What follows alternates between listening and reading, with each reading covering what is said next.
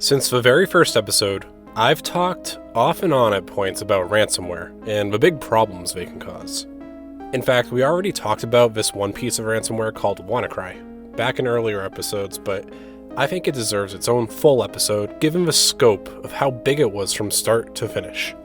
You probably remember it as that big virus that took down the National Health Service, but I'm going to tell you a little bit more about the background and what went into making this whole thing possible. I'm John Cordes, and today I'm going to take you back to 2017, and we're going to talk about what the shell Wannacry is, but more importantly, we're going to take you back to how it was able to make as big an impact as it did by exploring what helped it to propagate its way across the internet.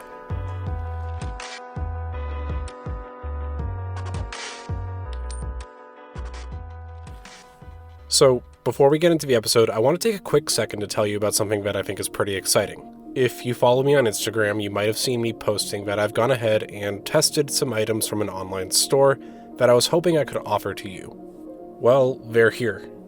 If you want a What the Shell t-shirt, hat, sticker, or a patch or something like that, you can get one at store.whattheshellpod.com. I did my best to try to offer something that I'd wear out in both the show's traditional logo and the Wireless Rebellion logo. So, if that's something you think you'd be interested in, go take a look. Again, it's store.whattheshellpod.com, or I'll put a link down in the description. Alright, back to the episode. I know I just said we're going to talk about Wannacry, but to do that, we need to understand the lead up to it, and how all the pieces came together in a perfect storm of disaster. We know that Wannacry was the product of the Lazarus Group, that group being an Advanced Persistent Threat, or APT, that operates out of North Korea. Their primary goals seem to be state-sponsored cyber espionage and attacks that'll make money for the North Korean government. If you want to know more about them and their inner workings, I do have an entire episode on that as well. That's a good enough idea about the who of this story. So we're going to take another step back and give a little bit of a recap as to what ransomware actually is for a bit of a primer today. You've all probably heard of it in one way or another at this point. It's pretty hard to ignore given just how many different kinds of ransomware there are and how often they tend to make the news now. To put it simply, ransomware is a piece of malware that will encrypt every file on your computer or file share. Only the people who control the ransomware have the decryption keys for this. So what do? They hold it hostage. Typically, that means that accompanying the encryption of all your files, you'll probably see some kind of note demanding a form of payment, likely in cryptocurrency such as Bitcoin, in exchange for the key to decrypt your files. An analogy for that might be like a thief breaking into your house while you're gone. Only, instead of stealing the contents of your house, he decided to lock every door and every window with keys that only he had.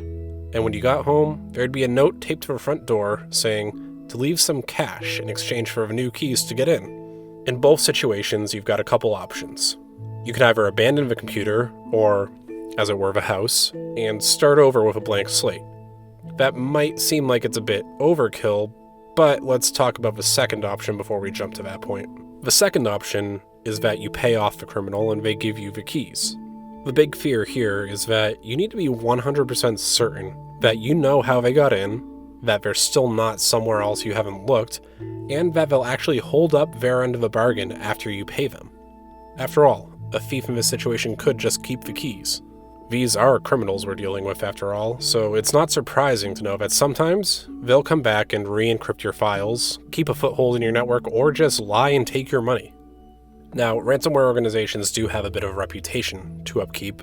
After all, they don't want it out there that they typically run and dump with your files. There is a bit of a third option that lies between those two, but requires you to have a responsible and capable information security program. That option is backups. A backup is a snapshot of a device as it was in a specific point in time. A lot of programs will capture this weakly, meaning that if you can find out when the attacker got in, you could theoretically use the last backup before they got on and only lose the gap between then and now. Not every program has a solid backup procedure, and it requires a lot of care, attention, and testing, but it's probably the best method to ensure that you're not just replacing a whole lot of computers and starting from scratch. So, a minute ago, I talked to you about how you need to make sure the attacker is gone from your network too. That's because ransomware is just a part of a formula that results in a payout for them. There's still the matter of the initial break-in, so to speak.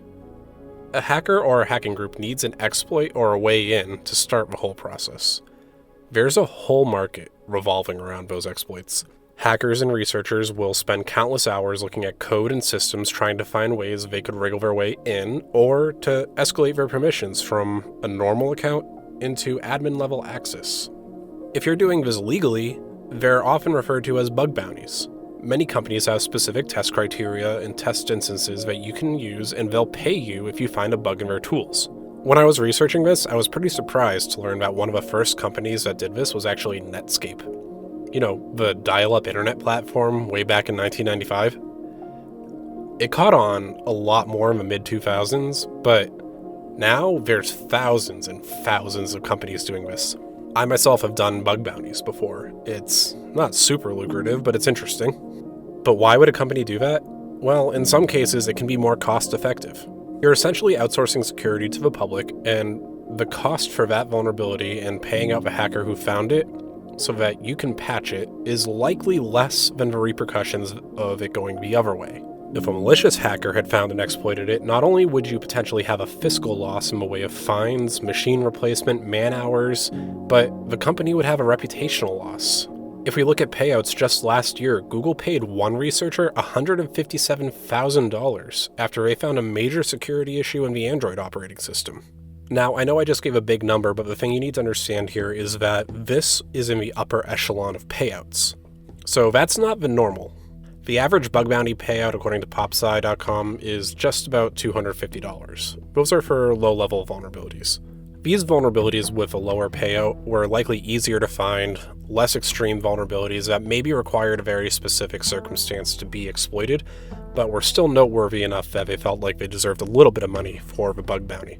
But my point is, that's the range we're working with here if you're doing bug bounty legally. But my point here is that there's a big gap between the small and the large in terms of bug bounties, from $250 to six figures. And that's just if you're going about it legally.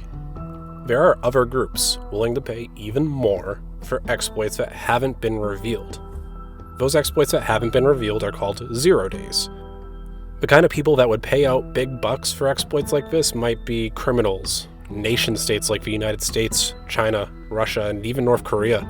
Those groups can get away with payouts that are orders of magnitude greater than their corporate counterparts.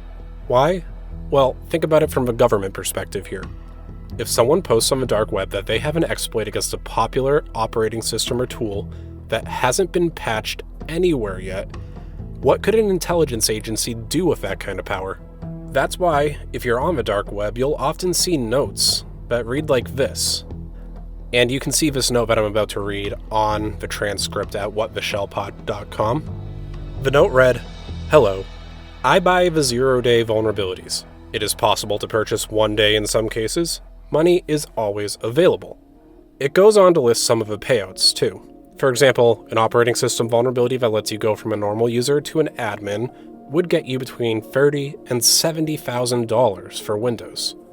It would get you between $10,000 and $50,000 for Linux, and $50,000 to $150,000 for Macs. Those tend to be on the lower end of payouts because to do a privilege escalation like that, you need to already be on the network or the system. Usually either for credentials you've gotten for phishing or maybe you purchased them, but an initial foothold needs to happen. But for an easy-to-use exploit that lets you actually run commands right off the bat, well, those can pay up to $1 million. Those are just operating system exploits too. Browser hacks, those are being offered from $100,000 to $500,000, and there are payout offers from mobile apps as well. I encourage you to go to the website and take a look at this because it's incredibly interesting. So, it's no surprise that a lot of hackers decide to go the less than legal route when you see payouts in the numbers like that. It does tend to put a bit of a target on your back though, because this, again, is not necessarily legal. And if you take a step back even further, it's also no surprise that many countries don't necessarily want to do only payouts. Instead, they have their own teams of exploit researchers, and they'll try to poke holes wherever they can and use those for their advantage. And I want to pause here because surely you're wondering right now, hey, this is a Wannacry episode, where's Wannacry? And don't worry, it's coming. There's just a few more pieces that we need to set down to get to that. Remember, we're working in the time frame of 2016 and 2017, so let's take it back to then, because that's when one hacker group, dubbed the Shadow Brokers, decided that they had stuff that was worth the payout. In fact, they claimed they had the best cyber weapons made by the United States, going so far as to say that it was made by the NSA. In a public release hoping to get them a payout of around 1 million Bitcoin, $568 or so million at the time, they said the following: "We follow Equation Group traffic. We find Equation Group source range. We hack Equation Group. We find many, many Equation Group cyber weapons. You see pictures. We give you some Equation Group files free. You see, this is good proof, no? You enjoy. You break many things. You find many intrusions. You write many words, but not all. We are auction the best files." There might be a little disconnect here for you. At first I mentioned the NSA, now I'm talking about this Equation Group. Well, what the Lazarus Group is to North Korea, the Equation Group is to the NSA. Just a name that's given to these APTs. And the Equation Group had a reputation as one of, if not the top, advanced threat actors out there. And if we examine this a little bit line by line, we can see what they're really saying is they've followed the Equation Group traffic, they've been hacked, and they have allegedly in their possession some of the tools that the Equation Group uses as a part of their cyber attacks. When they say you see pictures, we give you some files free, that is referring to the fact that they are showing you pictures of some of the scripts, and they're giving you a little bit of a taste, some of the exploits. In this case, I believe at the time they were giving out firewall exploits. That was to lend a little bit of credence to the fact that this is legit and not just some elaborate hoax. And those exploits were for both American and Chinese firewalls. Researchers were pretty quick to respond to this, many of them taking a look at the exploits and determining that they looked incredibly legitimate. Over the coming months, August into early December, several of the companies impacted confirmed that these were unpatched vulnerabilities in their hardware. The Shadow Brokers had their hands on incredibly valuable exploits, and to give even more credence to the idea that this was all the NSA's tools and not just them playing around pointing fingers, they released a list of foreign servers that were allegedly compromised by the NSA as of Halloween 2016. That's like burning your spies. But when the auction failed to get what they wanted out of it, they started just straight selling the exploits on underground markets. Things came to a head with regard to our story on April 8th, 2017. On that date, the Shadow Brokers dumped a myriad of exploits to their GitHub page. And I've got the GitHub page linked in the transcript as well, so you can actually go ahead and take a look at them if you want. I'll add here that if you want to use any of the exploits, you can. Just use it in a test environment. Don't use it on any live equipment because that's illegal. There were a lot, and I mean a lot, of valuable and notable exploits here, but there's only one that we want with regards to this story. The key to making Wannacry work. And that exploit was called Eternal Blue. That was the entry point. That was a way the thief could break into your house. The starting point for how things would snowball into full-blown chaos. Eternal Blue was an exploit that used a very common protocol in Windows in a way that allowed nearly full control of a host system if it was exploited correctly. That protocol was called SMBv1, or Server Message Block. It was developed in the early 80s as a way to easily share files across the network using a dedicated port. It does that by negotiating a bit of a connection between the client and the server that's being accessed and communicating a request on the designated port. Well, that's where the exploit would insert itself.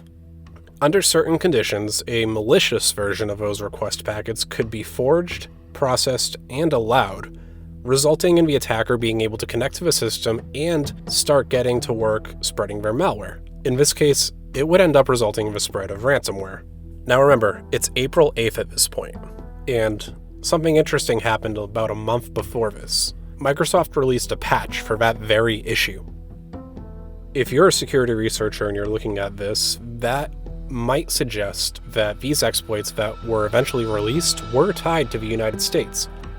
It's been suggested that the NSA, in an attempt to curb exploitation, alerted Microsoft of the issue so they could patch it before it got out as a part of a shadow brokers leak. So they knew that their tools were compromised and that this was legitimate, and I guess the mentality here was a bit of a mutually assured non-destruction.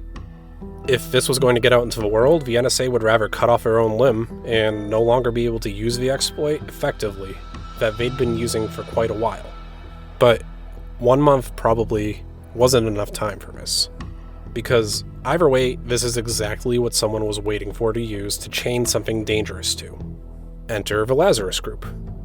We've talked about them before, and again, if you're interested, I suggest you go back and listen to either a Sony episode or the Lazarus episode that I've done, but long story short, we know they're affiliated to North Korea and they're aimed at making money, so they're going to tie an early version of the Wannacry ransomware to one of the tools, Eternal Blue, that the shadow brokers dumped. So you combine those two and boom, now we've got a catastrophe on our hands. There did appear to be a catch though. The Eternal Blue exploit primarily worked on older systems of Windows. Well, what are now older system of Windows anyways. Wannacry had to use early versions of Windows 7 and even some Windows XP systems to move around. But fortunately for the Lazarus Group, there were plenty of those around in 2017. According to Statista, just 35% or so of the systems that occupied the Windows sphere were on Windows 10 at that point, even though it had been out for 2 years. That left 65% of the Windows market to be targeted here. And here's the thing, there's no user interaction required to get this started. You just need to be able to see the computer on your network. So if you're a hacker looking at the internet, right now, in 2022, there are over 5 million Windows systems directly attached that I can see. I'm using a tool called Shodan to look this up. Shodan is this company that provides open source intelligence based on their own scanning of what's on the internet. And if I break it down even further, there are 600,000 of those machines with the SMB port open to the internet as well. You know, the port of a surface that's vulnerable here.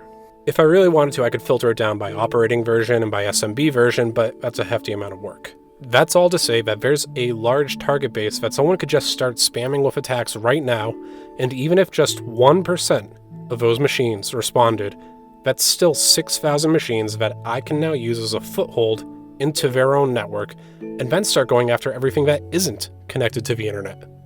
So where might an attack like this hit the most heavily? Well, we're here. We're at Wannacry. I talked about it at the top of the episode. You probably remember it. Even if you don't know the full context of it, it hit the National Health Service for the UK. The first sightings of something strange happening occurred just after 3 a.m. Eastern Time, or 8 a.m. London time, on Friday, May 12, 2017. Several institutions were reporting that they were getting locked out of their files. Among them, the NHS, which was specifically seeing computers being blocked, access to patient files being lost, and certain machines losing the ability to operate. If you walked in as an employee of the NHS, you probably saw a red window on your machine with a ransomware message. This transcript of the message, again, is on our website. It read, "Oops, your files have been encrypted," and went on to offer some polite insight into what happened in the form of a simple FAQ section. It answered what happened to you. It explains that everything was locked and that they had the keys. It offered the solution to getting those keys, and in this case, that was paying $300 in Bitcoin. Then, it offered some instructions on how to pay that Bitcoin, and lastly, on the left, it explained that there's a time limit here. You have 3 days before the price doubles to $600, and 7 days before the files are just gone forever. No recovery, do not pass go, do not collect $200. A small saving grace that some users might have noticed when they came in that day was that instead of this ransomware message, they were greeted with the blue screen of death. We've all seen it, it's all been a problem at some point in our lives, and here, that actually is the opposite case. It's because Eternal Blue had some issues on the newer version of Windows at the time, and instead of propagating and running the code that was built for this, the computer just crashed. If you were working in IT at the time, honestly at first it was probably a little bit scary, but it would end up being the only time you'd probably be relieved to see the blue screen of death show up. And you might be thinking to yourself, how many machines could that possibly have been? We established that in 2017 Windows 10 had already been out for 2 years, so you'd think people would have time to upgrade, right? Maybe for your personal use, but it's not always the case. I worked in healthcare cybersecurity for about 5 years. There's a lot you need to consider when trying to upgrade something that big across an entire network. For instance, if you took a server or a workstation offline to do the upgrade, are you going to stop any programs that are running specifically for patients? What if the upgrade breaks those tools? How do you revert back?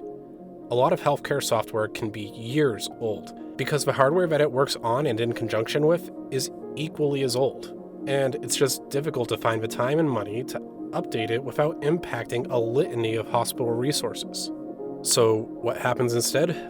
The risk is accepted, and people keep going on about the day until something knocks the service over and you're forced to update it. That laissez-faire mentality happens far beyond just hospital infrastructure too, but unfortunately for the NHS, this was the day that they were the big fish. All in all, upwards of 300,000 devices were hit with that ransomware.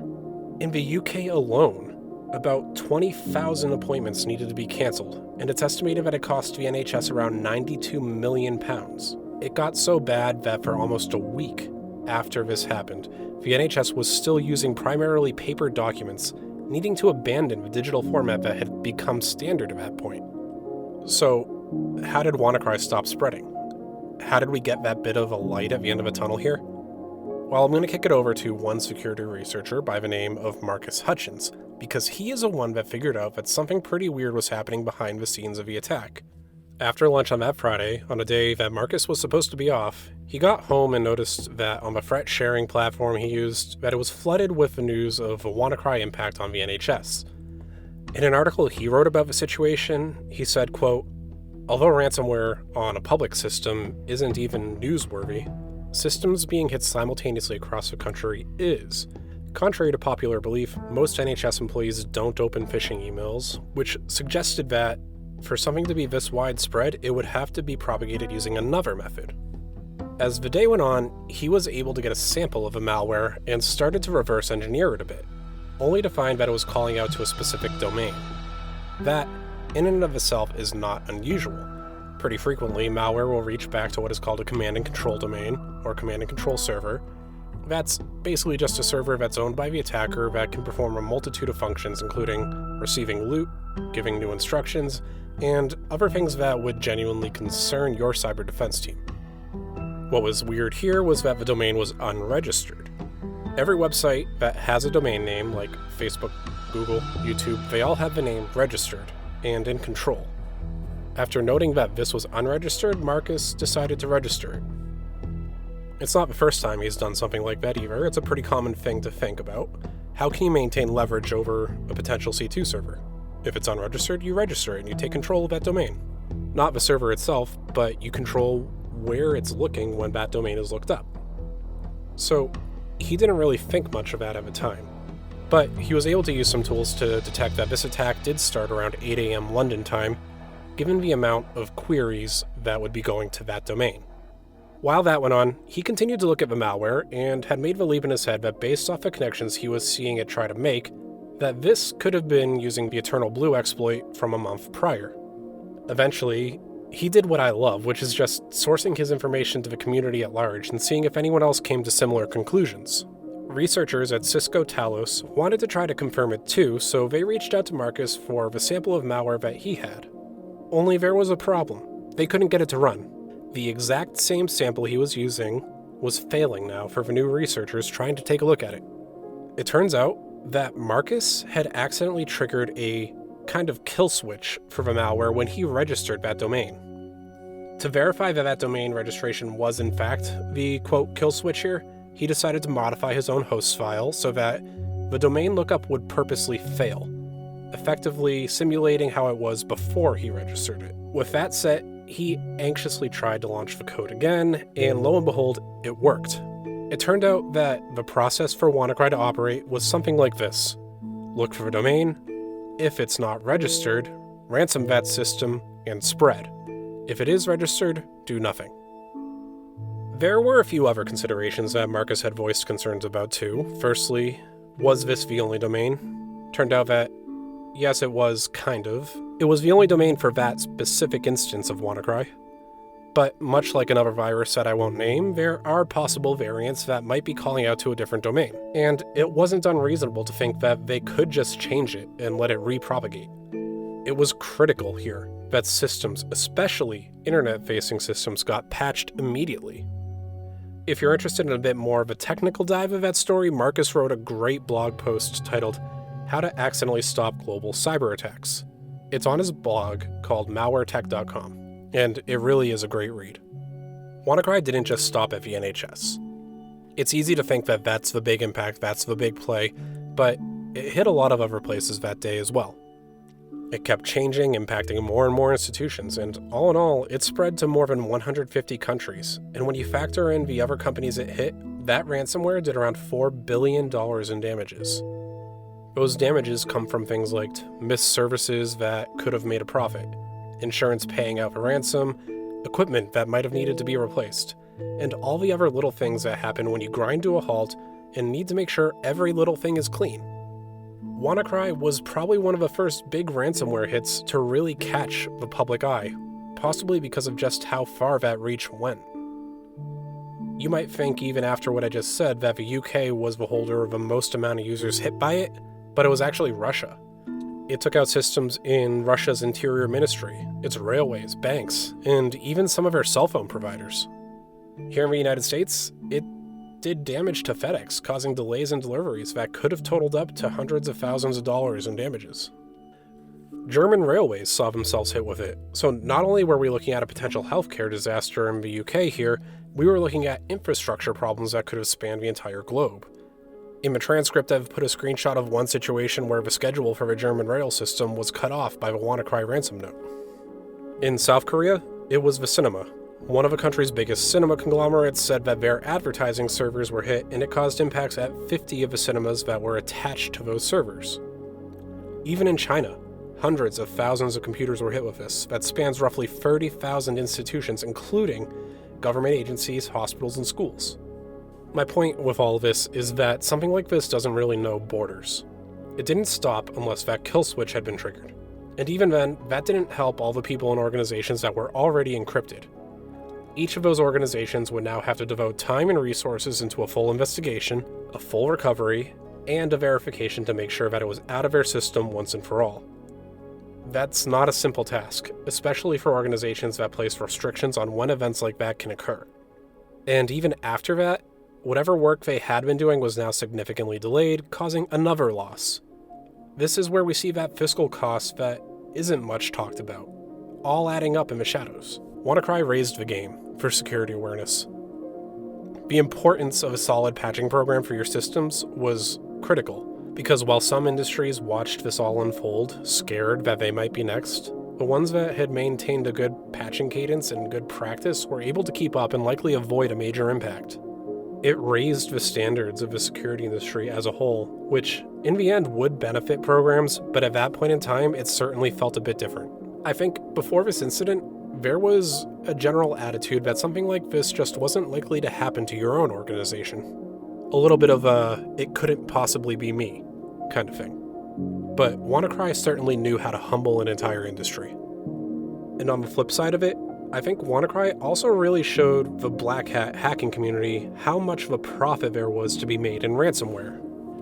It could be pretty easy to set up, and the potential payout was pretty high. So over the coming years, it's not surprising to see that ransomware attack vector grow in popularity. Even today, some companies don't have great patching programs, and there are new versions of Wannacry that continue to operate. And all this happens so that North Korea can make some profit, right? 300,000 machines were hit, $4 billion in damages. How much money do you think they got away with? Let's start with the ransom note. We saw that they asked for payment in the amount of $300 immediately, and $600 if it doubled. All in all, they ended up with about 54 Bitcoin. Bitcoin is a bit volatile though, so let's take a look at what the potential profits could have been compared to now. At the time, if they had withdrawn it immediately, they would have had about $120,000, since Bitcoin was at about $2,200 per coin at that point. That year though, Bitcoin would start to take off a bit, closing the year at around $16,000 per coin. So if they withdrew in late September of 2017, they could have gotten around $864,000. To really showcase this volatility, let's look at the last Lazarus Group episode, which was less than a year ago, and when I did that episode, it was valued at $61,000 per coin. So 2 coins alone would have netted them the entirety of that attack. The whole stack, that would have fetched around $3.3 million. That brings us to today, where Bitcoin is worth, as of recording, roughly $30,000 per coin. Half of what it was last year. There's a lot to unpack about that in and of itself, but we won't get into that, so let's just say they'd have made out with around $1.55 million if they'd held on to it until now. And yeah, it worked, but in the end, I don't think they landed net positive because they'd get even more sanctions levied against North Korea. And as for Marcus, he continues to be a pretty prominent security researcher. He runs the site Malware Tech, like I talked about earlier, so go take a look. In fact, I'd suggest it, because on the next episode, I'm going to tell you more about what else he's done beyond this. Because as always, there's more to the topic than just the surface level. I'm John Cordes, and thanks for listening to me explain how the shell Wannacry came to be. Thanks again for listening to this week's episode. As always, if you liked it, please leave a rating or a review. Or if that's not something you really want to do, just maybe recommend it to a friend. I'm still a small show, so word of mouth goes a long way. If you want to come and talk to me directly along with some of the other fans, I've got a link to our Discord in the description and on the website. It's just a great way to give topic suggestions, talk about episodes, or even hang out. If you listened to last week's trailer, you might have heard me say that this season is going to try to take you, the listener, into consideration a bit more. The idea to do this particular episode and the Marcus Hutchins episode coming up came from my friend in the UK, Rav. So, thanks for that suggestion, Rav. I know it's a bit late, but better late than never. I had a blast sitting down for this one. And lastly, like I said, I've got a store now, so if you want a sticker for your laptop, a patch for your backpack, or maybe just a t-shirt, go take a look. That's it for today. I'll see you all in 2 weeks for that talk about Marcus and what his career looks like, because I think it's pretty interesting.